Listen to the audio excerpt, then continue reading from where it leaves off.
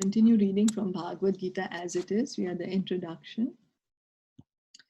So the Lord descends to this mortal world to show pastimes in Vrindavan, which are full of happiness. Now, why does Krishna come time and again to show us his pastimes, his Leela? Why? He's coming to show us.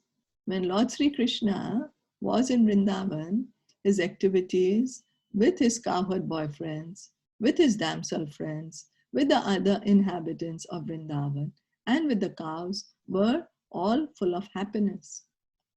The total population of Vrindavan knew nothing but Krishna. But Lord Krishna even discouraged his father Nanda Maharaj from worshipping the demigod Indra because he wanted to establish the fact that people need not worship any god, any demigod. They need only worship the Supreme Lord because their ultimate goal is to return to his abode. So Krishna comes time and again to show us that, look how I'm enjoying in Vrindavan, how everybody is enjoying together with me in Vrindavan. Everyone is happy. The Brajvasis are happy, I'm happy, the cows are happy, the birds are happy, the flowers are happy, everyone's happy. Come to me. Come back home. That is his proposal. That's the reason he keeps coming to this material world to show us his Leela. It's like, you know, when a movie is supposed to come out, before the movie they will release the trailer so we can have a little idea of what's happening in the movie. So same way, Krishna comes to this material world to show us a trailer of what is actually real life. What is the truth? What is in Golok Vrindavan, and that we should go back there. And that is our true position. So the abode of Lord Krishna, Lord Sri Krishna is described in the Bhagavad Gita, 15th chapter, 6th verse. Na tad bhasyate suryo, na shashanko, na pavakaha, yad katva na nivartante, tad dhama paramam mama. That supreme abode of mine is not illumined by the sun or moon, nor by fire or electricity. Those who reach it never return to this material world. So once we go back to the spiritual world, we don't need to come back here to the material world. We won't come back to the material world. We will not want to come back to the material world. If we have a real diamond, we are not going to change it for an imitation diamond because we know the value of the real diamond. And the spiritual world, the spiritual world, there is no need of a sun or moon or electricity. They are there only for decoration purposes. They're there only to make the Leela look more pleasing. But the illumination, where is it coming from? It's coming from the body of Krishna, the Brahma Jyoti, which is everywhere. All the light is coming from the body of Krishna. He's the source of all the light.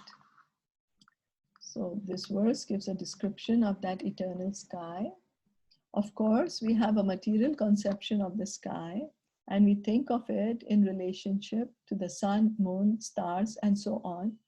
But in this verse, the Lord states that in the eternal sky, there is no need for the sun, nor for the moon, nor electricity or fire of any kind, because the spiritual sky is already illuminated by the Brahma Jyoti, the rays emanating from the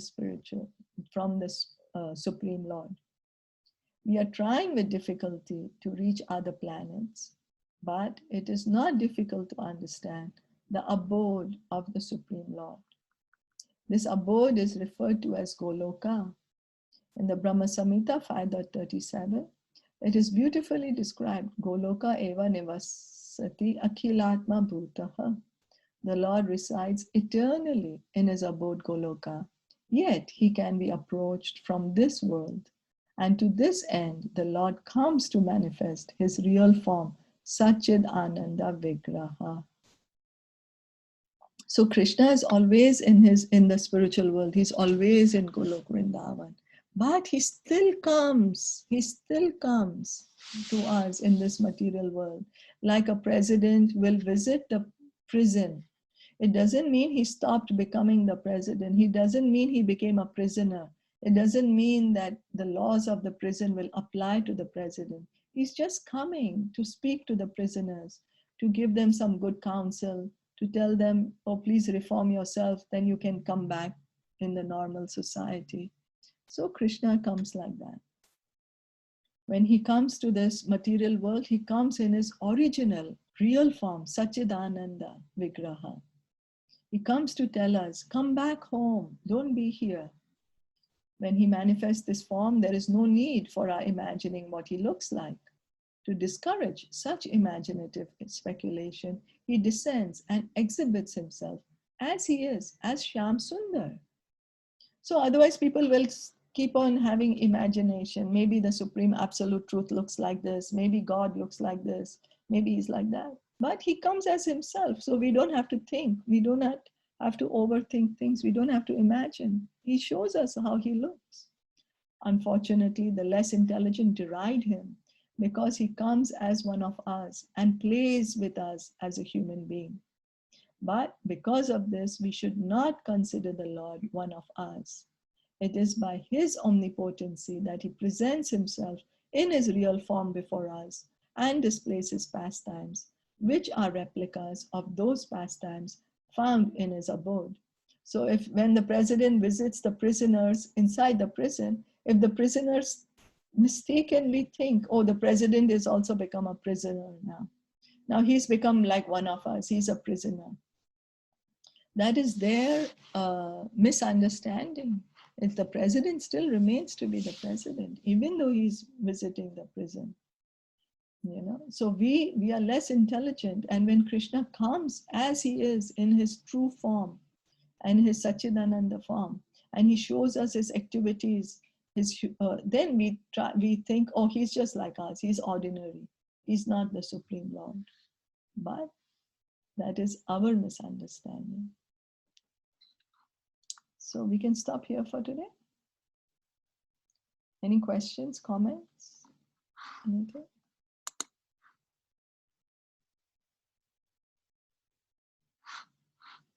Oh, so Srimad Bhagavad Gita ki jai, Srila Prabhupada ki jai, Gaura Premanande, Hari Hari Bol, Hare Krishna.